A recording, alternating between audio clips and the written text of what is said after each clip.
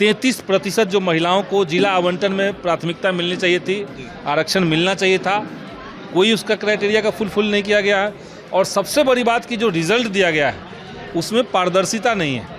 Result में आपने दर्शाया ही नहीं कि कौन आदमी किस कैटेगरी के तहत हुआ है। मतलब 60% जितने लोगों का रिज़ल्ट आया है, 60% लोग जो हैं वो अपने पोस्टिंग से नाराज़ हैं, दुखी हैं और सब लोग बहुत चिंतित हैं कि भाई अब परिवार छोड़ करके इतना दूर कैसे जाएंगे। तो कहीं ना कहीं सरकार का इसमें ज़बरदस्त तरीके का लापरवाही हम लोग को दिख रहा है। मैं नवादा ज़िला से हूँ और मेरा चॉइस था नवादा, गया और नालंदा, लेकिन मेरे को तीनों ज़िला में नहीं मिला, बल्कि मुझे भेज दिया गया सुपौल, जो कि नवादा से काफ़ी दूर है। और मेरे लिए वहाँ जाके घर परिवार बच्चों को छोड़ के जाके हेडमास्टर का पद संभालना मेरे लिए कठिन हो रहा है। इस सरकार से निवेदन करूँगी कि हम महिलाओं का ध्यान रखा जाए और कम से कम गृह जिला के अगल बगल डाल दिया जाए। सरकार की ये नीति भी असफल होती जा रही है कि दूर पहले पोस्टिंग करे के बाद में स्थानांतरण करेंगे, तो ये भी तो नहीं हो रहा है। तो इसलिए हम लोग ज्वाइन नहीं करेंगे। अगर हम लोग को गृह जिला अगर बगल का नहीं मिलता है तो हम नहीं ज्वाइन करेंगे। 9वीं और 10वीं कक्षा के हेडमास्टरों की पोस्टिंग में देखिए काफ़ी ज़्यादा अनियमितता बरती गई है। इसको लेकर आज माले विधायक के आवास पर तमाम अनेक प्रधानाध्यापक पहुंच गए हैं और लगातार पोस्टिंग के सवाल पर कहीं ना कहीं विधायक संदीप सौरभ से मांग कर रहे हैं कि सरकार से कहीं ना कहीं इनकी समस्याओं को हल करने की बात करें। संदीप सौरभ तो हैं इस वक्त हमारे साथ बात करने के लिए माले विधायक संदीप सौरभ है, जुड़ेंगे, बात करेंगे। संदीप सौरभ जी, क्या कहेंगे? ये प्रधानाध्यापक है, पोस्टिंग का मामला काफ़ी ज़्यादा अनियमितता बरती गई है, सवाल काफ़ी ज़्यादा उठा रहे हैं ये शिक्षक, आपके पास पहुँचे हैं। देखिए, जो सरकार ने बहाली निकाली थी प्रधानाध्यापक की, उसका जब पोस्टिंग हुआ, जिला आवंटन हुआ, उसके बाद मल्टी लेयर्स की गड़बड़ियाँ हम लोग को दिख रहा है। जैसे सरकार का दावा है कि हमने मेरिट के आधार पर जिला आवंटन किया, एक टीचर से 3 प्रमंडल के 3 जिलों का विकल्प मांगा गया था, लेकिन यहाँ हो ये रहा है कि जिनका मेरिट में नाम ऊपर भी है उनको तीनों जिला में कोई जिला न दे करके, बगल का भी कोई जिला न दे करके 300 किलोमीटर 400 किलोमीटर दूर का जिला दिया गया और उनके नीचे जो हैं उनको फिर मिल गया। तो इस तरह का एक मेरिट का ध्यान नहीं रखा गया, एक बात।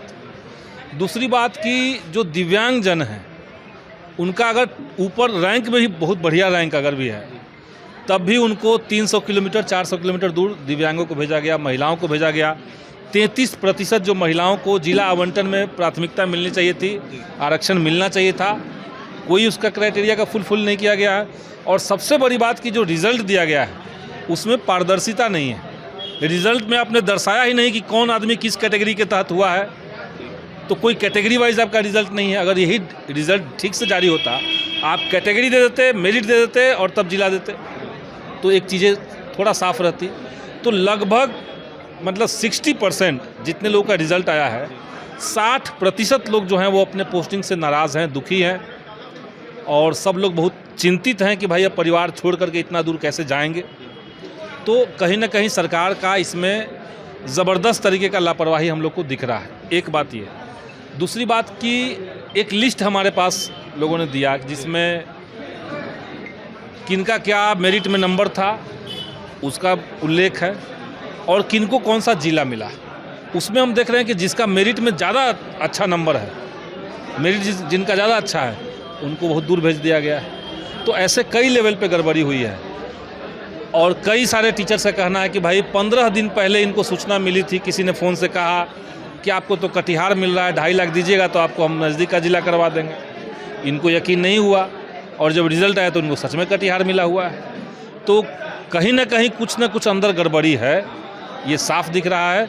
यहाँ कई सारे महिला अभ्यर्थी हैं, दिव्यांगजन हैं, आम टीचर हैं, कैटेगरी के लोग हैं, लेकिन किसी के साथ इंसाफ इसमें नहीं हुआ है। सुधार किस तरीके का होना चाहिए? सुधार इसमें सीधे एससीएस सामने आए और दोबारा से इस रिज़ल्ट को सजाया जाए, चॉइस दोबारा से मांगा जाए लोगों से। ये हो सकता है कि पहले आप प्रमंडल मांग ले सबसे रैंक वाइज, तो कहीं ना कहीं सबको 50 किलोमीटर के रेडियस में लोगों का हो जाएगा। लेकिन आपने जो 3 जिलों का विकल्प मांगा और दे दिया कहीं और बिना सर पैर का।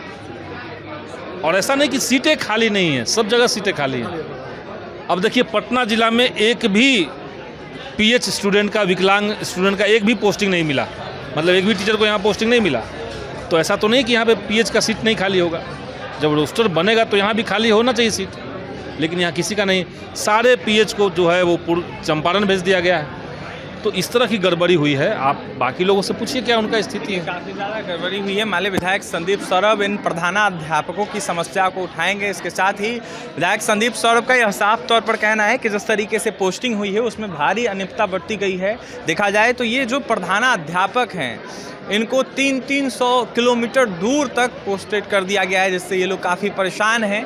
ऐसे में ACSS सिद्धार्थ को इनकी बातों को सुनना चाहिए, इनकी मांगों को पूरा करना चाहिए। ऐसे में कुछ शिक्षक हैं, कुछ महिला शिक्षक हैं, उनसे जुड़ेंगे, उनसे बात करेंगे। क्या कहेंगी, क्या मांग है आपकी? सर, मैं नवादा ज़िला से हूँ और मेरा चॉइस था नवादा, गया और नालंदा, लेकिन मेरे को तीनों ज़िला में नहीं मिला, बल्कि मुझे भेज दिया गया सुपौल, जो कि नवादा से काफ़ी दूर है। और मेरे लिए वहाँ जाके घर परिवार बच्चों को छोड़ के जाके हेडमास्टर का पद संभालना मेरे लिए कठिन हो रहा है। इसलिए मैं चाहूँगी, इस सिद्धार्थ से निवेदन करूँगी कि हम महिलाओं का ध्यान रखा जाए और कम से कम गृह जिला के अगल बगल डाल दिया जाए। आप क्या? मैं भी नवादा से हूँ सर, और मेरा पोस्टिंग जो कटिहार पूर्णिया में किया गया है, लेकिन मैं भी सिद्धार्थ सर से यही कहना चाहूँगी कि मैं 3 प्रमंडल का ऑप्शन दी हूँ। 3 प्रमंडल छोड़ करके हमें 4था प्रमंडल मिला है, तो इसमें सुधार करने की जो है हम उनसे अनुरोध करती हूँ। और अपने घर परिवार को छोड़ करके, मेरी सासू माँ 80 वर्ष की हैं, उनको छोड़ करके और कटिहार और पूर्णिया जा करके नौकरी करना, ये बहुत बड़ी बात है मेरे लिए। घर परिवार छोड़ करके दूर जाना और जाकर नौकरी करना। कुछ दिव्यांग प्रधानाध्यापक भी हैं, उनसे जुड़ेंगे, उनसे बात करेंगे। क्या नाम है? मेरा नाम पवन जी नाम है। पवन जी कहाँ के रहने वाले? बक्सर का मैं रहने वाला हूँ। पोस्टिंग कहाँ है? पोस्टिंग बहुत दूर, पूर्वी चंपारण है। मांग क्या? मांग करेंगे सर से यहीं कि मेरी दिव्यांगता को देखते हुए मेरे गृह जिला में मेरा सीट आवंटन किया जाए। हमारा भी एक ही मांग है, कम से कम हमको अगर गृह जिला नहीं मिला तो अगल बगल का जिला दिया जाए। क्यों हमको कैमूर से पूर्वी चंपारण कर दिया गया, जो 400 किलोमीटर की दूरी पे है। तो ऐसे में हम घर परिवार कैसे देखभाल करेंगे? और सरकार की ये नीति भी असफल होती जा रही है कि दूर पहले पोस्टिंग करे के बाद में स्थानांतरण करेंगे, तो ये भी तो नहीं हो रहा है। तो इसलिए हम लोग ज्वाइन नहीं करेंगे। अगर हम लोग को गृह जिला अगर बगल का नहीं मिलता है तो हम नहीं ज्वाइन करेंगे। हम लोग यही चाहते हैं इसी हिसाब से कि हम लोग को अगल बगल का जिला दे दिया जाए। अगर गृह जिला नहीं मिला तो अगल बगल का दे दिया जाए। अगल बगल का गृह जिला के आसपास का एरिया जो है वो दिया जाए। पोस्टिंग की अभ्यर्थी माफ़ कीजिएगा, ये प्रधानाध्यापक मांग कर रहे हैं। जहां कुछ दिन पहले इन लोगों की बहाली हुई थी, अब जाकर जब पोस्टिंग हुआ है तो इनको घर से 300 किलोमीटर 400 किलोमीटर दूर जो है कहीं ना कहीं पोस्टिंग कर दिया गया है। जिसके बाद ये प्रधानाध्यापक जो हैं वो विधायक संदीप सौरभ के आवास पर पहुंचे और लगातार यह मांग कर रहे हैं कि ACSS सिद्धार्थ जो है इनकी समस्याओं को दूर करे। इनको जो है गृह जिला के आसपास 50 किलोमीटर के रेडियस में जो है इनको पोस्टेड करें। फिलहाल देखने वाली बात यह होगी शिक्षा विभाग के ACSS सिद्धार्थ क्या कुछ करते हैं। पटना से सहयोगी विकास के साथ अभिषेक।